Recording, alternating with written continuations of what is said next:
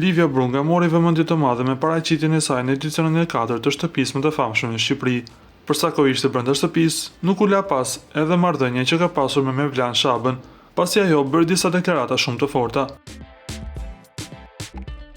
Pas daljes, Bukurosha është rikthyer aty ku mori famën, në programin e dashurisë. E pyetur nga moderatorja nëse ka marrë fund çdo gjë me Mevlanin, ajo ka qenë mjaft e prerë.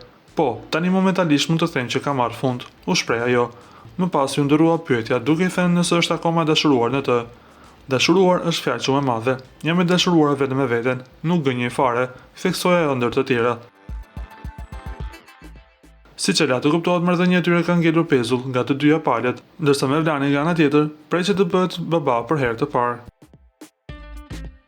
Lutem klikoni tek butoni subscribe për të marrë të rejat më të fundit nga showbizi shqiptar.